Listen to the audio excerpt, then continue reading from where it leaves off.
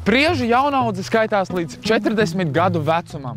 Šiem kociņiem ir 9 gadi, un tagad tiks veikta jaunaudzes retināšana. Kāpēc šie darbi būtu jādara? Kāpēc te kaut kas tagad ir jādara? Lūk, ja mēs paskatāmies, tad pamatsuga ir priede. Tad bērs ir jau apsteidzis priedi augumā, tas ir konkurence. Un mēs šo konkurenci, lai samazinātu, ņemam ārā bērzu, respektīvi zāģējam un retinam pamatsugu.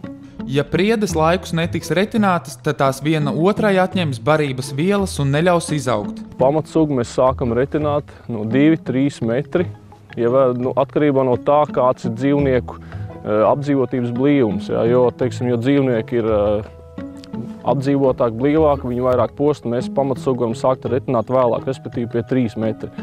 Bet standartā ir pie 2 metri, mēs retinām pamatsugu, lai veidotos lielāka vaināga, būtu lielāka koksnes pieauguma un konkurence ņemam ārā. Es te vēl skatos, ka ir mums cietušas priedītes. Kas vaina? Viņa ir apslimusi vai kas noticis? Viņai slimība ir iedevusi alnis, visticamāk. Tas ir ar zobiem norauj mizu. Ir viens periods ziemā, kad pārnaģiem neskāpēc gribās terpēnus. Tāpēc arī tiek stādīts lielāks skaits mazo stādu, jo daļu noposta meža zvēri. Šajā konkrētajā audzē pirms priežu retināšanas ir apmēram 6000 priežu uz 1 hektāru, bet pēc audzes kopšanas priežu skaits saruks līdz 2100. Bet jautājums paliek, kāpēc vajadzēja stādīt tik daudz stādus?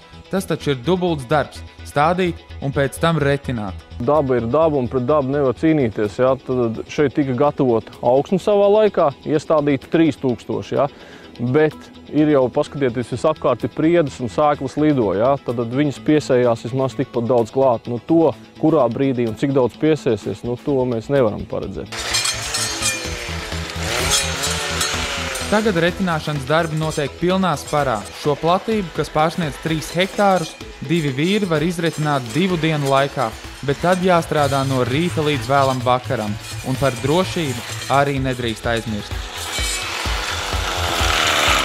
Pamatlietas ir jābūt instrumentam darba kārtībā. Nevar būt nekas tāds, kas var kaitēt pašam sev vai kādam citam apkārtējā.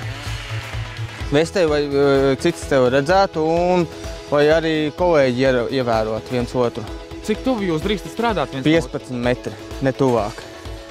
Čiverēji galvā, kāpēc čiverēji jābūt? Čiverēji tas vai skaidrs lido, visādi sausie zariņi, vai netrāp acīs, vai netraumē acis. Kad retināšanas darbi pabeigti, jāizskaita, vai koku skaits ir atbilstošs. Darba uzdevumā bija noteikts, ka uz 1 hektāru jāpaliek vismaz 2100 priedēm. Parasti makšķeri ar attiecīgu garumu 5,64, tas ir 100 kvadrātmetri. Apgriežoties ap savu asi, es iegūstu koku skaitu, pareizi zinu ar 100, un man veidojās koku skaits hektāru. Tā ir kontrole pēc jaunaudžu kopšanas. Es varu pateikt, man ir darba uzdevumā noteikti cipars, cik kokiem jāpaliek uz hektāru, plus mīnus, un ar šo instrumentu ļoti viegli kontrolēt darba izpildi. Rādām, skaitām. Opa! Triki arī tiek pielietoti. Tā, kā mēs tagad skaitām? Nostājamies kaut kur audzes raksturīgākajā vietā un griežamies ap savu asi. 18, 19, 20, 21, 22. Šajā paraugu laukumā saskaitījām 23 priedes, pareizinām ar 100 un ir palikuši 2300 priedes, bet paskatīsimies, kas tad ir izzāģēts. Pamatīgas, labi izaugušas priedes un bērziņi. Ja mēs paskatāmies, piemēram, nozāģēt priedi, konkurence, tā tad jau reducējusies lielāk, atņem barības vielas, lielie kopšanas rezultātā nozāģējam vienu, nozāģējam otru, atbrīvojās telpa, priede aug resnumā, zaļā masa vainagos, viss kārtībā. Tas bērs ir audzis šitā vietā. Mēs jau varam redzēt, ko viņš ir ļauni izdarījis tai priedei. Viņš ir, žargonā saka, nopēris vainagu. Tad sevišķi bezlapotā stāvoklī, savā apstākļos, bērs ir cietāks. Vējš, viņš ir šmaugāks, vējš viņu kustina labāk. Tad viņš kustina un sit nost skujas.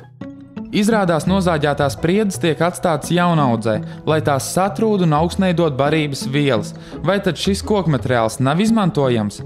Ja runā par kaut kādu sortimentu, tad katram sortimentam ir kaut kāds diametrs, no kura viņš skaitās sortiments. Garums un diametrs. Pamēram šito te priedi bez mīzes, ja mēs gribētu lietkoksni iegūt, tad te ir nepilni 8 centimetri. Tātad tieaugalī būtu jābūt tik resnai un 3 metru garai, lai būtu papīrmalka. Un arī ne jau tā labākā papīrmalka. Nu labi, bet malciņai izmantot nav izdevīgi? Malciņai, starp citu arī malkai, rūpnieciski viņš nedara.